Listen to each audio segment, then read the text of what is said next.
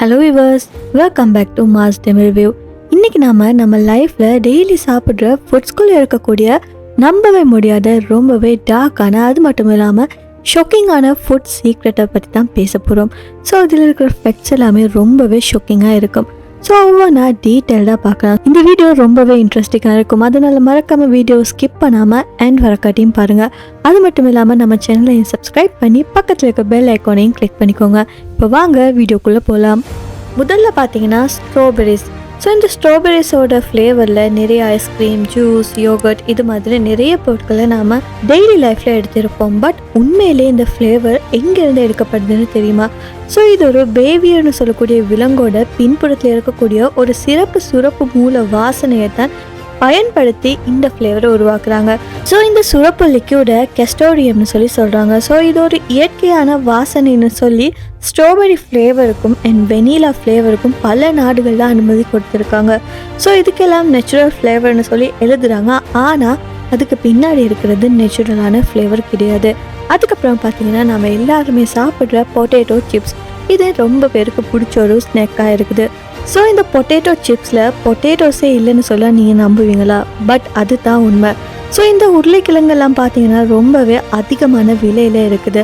அது மட்டும் இல்லாமல் ஒரே மாதிரியான வட்ட வடிவத்தில் இது வராது.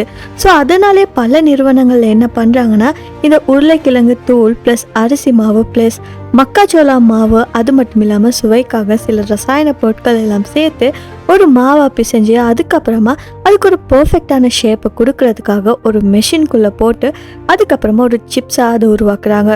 அதுக்கப்புறமா நம்ம ரெட் கலரில் இருக்கக்கூடிய ஃபுட்ஸில் நம்ம லைஃப்பில் டெய்லியுமே பார்த்துருப்போம். ஸோ இந்த எஃபெக்ட் கொஞ்சம் டார்க்காகவே இருக்கும். ஸோ ரெட் கலரில் இருக்கக்கூடிய ஸ்வீட்ஸ், ரெட் ஜூஸஸ், அது மட்டும் இல்லாமல் ரெட் ஐஸ்கிரீம், ஏன் நம்ம போட்ட லிப்ஸ்டிக் கூட அதில் பயன்படுத்தக்கூடிய இந்த ரெட் கலர் எல்லாம் பார்த்தீங்கன்னா கார்மைன்னு சொல்லப்படுது. ஸோ இது எங்கேருந்து வரும்னு கேட்டிங்கன்னா கொக்கினீல் இன்செக்ட்னு சொல்லக்கூடிய சின்ன சின்ன ரெட் பீட்டல்ஸ்லேருந்து தான் இந்த கலரை எடுக்கிறாங்க. ஸோ அவங்க என்ன பண்ணுறாங்கன்னா 70,000க்கு மேற்பட்ட இன்செக்ட்ஸை கலெக்ட் பண்ணி சூரிய ஒளியில் அதை ட்ரை பண்ணி அதுக்கப்புறமா அதை பவுடர் பண்ணுறாங்க. ஸோ அதனால தான் அந்த ரெட் கலர் வருது.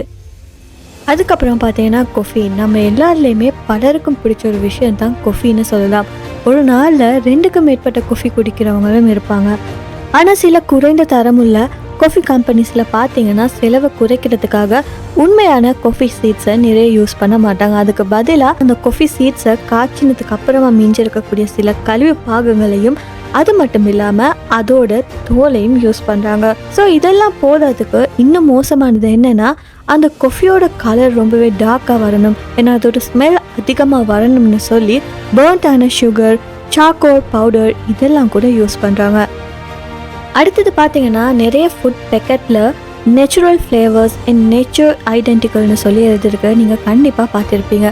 பட் இந்த சிங்கிள் வேர்டுக்கு கீழே 300க்கும் மேற்பட்ட கெமிக்கல்ஸை அவங்க மறைச்சி வச்சுருக்கலாம். ஸோ கம்பெனிக்கு பார்த்தீங்கன்னா லீகலி டீட்டெயில்ஸ் எல்லாம் சொல்ல தேவையில்ல. ஸோ அதனாலே அவங்க vanilla taste, mango taste, pineapple டேஸ்ட்னு சொல்லி அவங்க அந்த டேஸ்ட்டோட ஃப்ளேவரை மட்டும் போட்டாலே போதும்.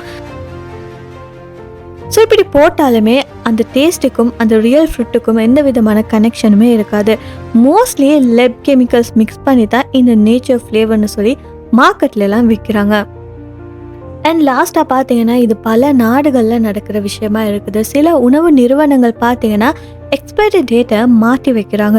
ஸோ விற்பனை ஆகாமல் இருந்த பழைய பொருட்கள் எல்லாம் அவங்க மீண்டுமே சேகரித்து ஸோ புதிய பேக்கெட்டில் அடுக்கி புதிய காலாவதி ஆகிற ஸ்டிக்கரை ஒட்டி அதை தான் கடைகளில் இது ஒரு புதிய பொருள் மாதிரி விற்கிறாங்க. ஸோ இது எதிராக அதிகமாக நடக்குதுன்னா bread, snacks, chocolate and bakery items. So guys, இது தான் நாம் தினமுமே சாப்பிட்ற உணவுக்குள்ளே இருக்கக்கூடிய உண்மையான சில டார்க்கான சீக்ரெட்ஸ்னு சொல்லலாம்.